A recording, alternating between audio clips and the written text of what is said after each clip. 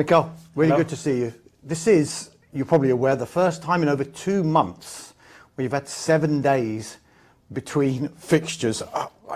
What have you done in that time? Have you done anything different with your players, or has it just been a case of business as usual? It's been different. So we had some time off, obviously, that we needed as well, regarding all the competition that we are involved and the schedule that we had. Then we had some time to train as well. And then we had certain activities that are a little bit different. Like last night, for example, we had the Arsenal Foundation dinner, which was incredibly beautiful to witness and to share that moment amongst all of us. And yeah, analyze a little bit what we've done in the past and have some time with the family. You say you had this event, so all the players and yourself are together again. Yeah. Do you need a break from each other, or it seems like you can't wait to spend more time with each other? That was something that was planned a few months ago because it needs to, because a lot of people are flying over to London for that event, and there is so much work and commitments and community work that has to be done. But the players were outstanding, and then I found out that when they had the time off as well, some of them were together as well. So that means that it's not just a job; it's the people that want to spend their time off with each other, and I think that's something very positive. What about you, Mikel? Did you get any time to switch off? Please tell me you did. Yes, I did. Yeah, especially after the game, after the derby. The following day, we had a beautiful dinner with my family, and then the next day we had a day off, and we did certain good things with the family, and then we started to plan, obviously, the week a little bit. On Thursday, we had some downtime as well, so it's been a very productive week in all sense. Does that schedule then, and when you have a break like this, make you appreciate those times even more? Yeah. And there are ways, I think, some people like to travel, but as well, when we are traveling so much, to travel again away from London sometimes is tricky and difficult, especially when you have a family.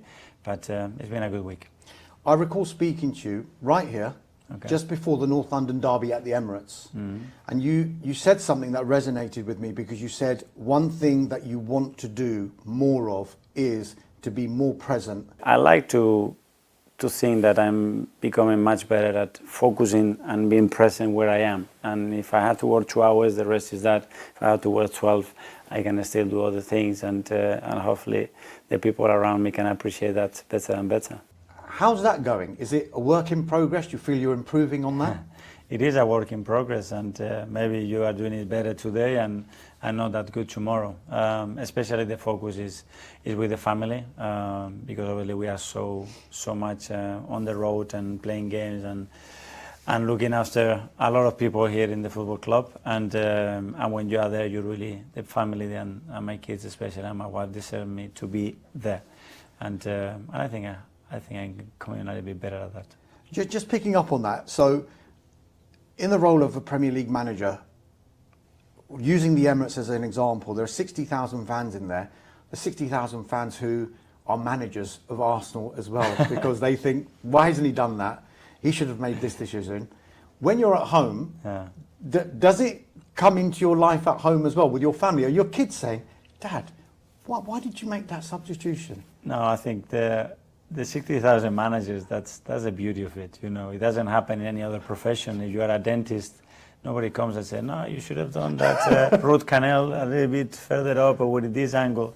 But in football, we are so passionate and everybody knows about it. I think we have created an environment, and this great to my wife, that you will come to my house and I could ask you the question, what do you think, Arsenal won, draw or lost? And you wouldn't notice.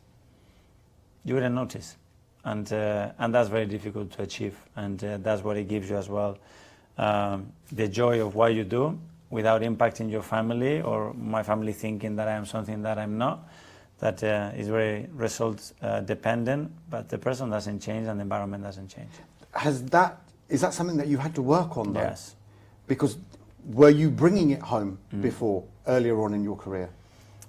No, well, when I was a player, the kids were quite young, but it's probably the most credit to my wife and the tendency and the way we talk about the game and the football and my profession. I always tell them, you know, I love so much what I do, And the day I made that decision to become a manager, one thing is for certain, is one day I'm going to get sacked. I don't know if it's today, in a month, in a year, or in 5.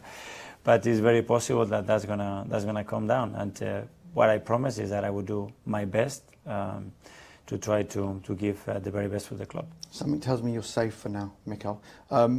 Just going back to last week, the North London derby, Igor Tudor was the 6th different manager that you'd face in a North London derby.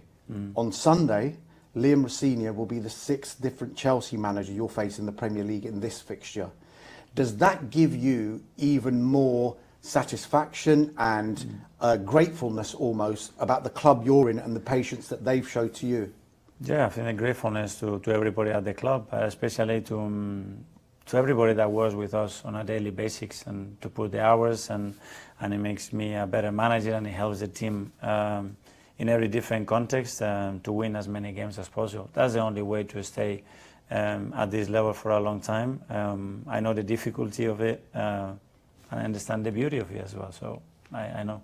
Did you fear for your job earlier on in your Arsenal tenure? Because as you've just said there, I know one day I'm going to be sacked, be it today, next week, in 5 years, but we all know it's results based.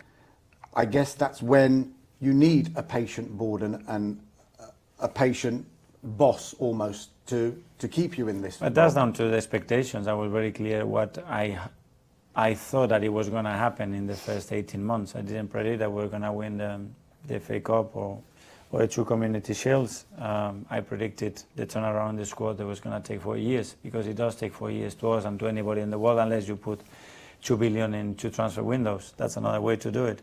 And a lot of issues that were in the roots of the football club that are much bigger than just the identity of how we play, or you like this way or this formation more. And that was going to take time, and it wasn't just depending on results, but the trajectory and the things that you wanted to conquer in that period. And the good thing is that we were all very aligned that we had to go through that. If you don't like the noise, then go and do something else. That was your quote from last week. With that in mind, when you have title-winning teams, the question that's often asked is the T word banned? Title. We're not allowed to talk about the title. Or are you almost giving your players, no, talk about what you want, embrace it? I think so. I think I never prohibited not to use certain words. You know, I think when a team is positive and convinced about what they can do, you want to talk about it, and especially talk about the manner that we're going to do it, or to convince somebody that needs that confidence that we are good enough to do it. I think that's something positive. Just finally, Mikel, you mentioned it in your news conference just now about staying level. Is that the biggest thing maybe that you've learned from day one to where you are now, and how might you have reacted as a manager, as a person, post Wolves and post Tottenham Hotspur before compared to now?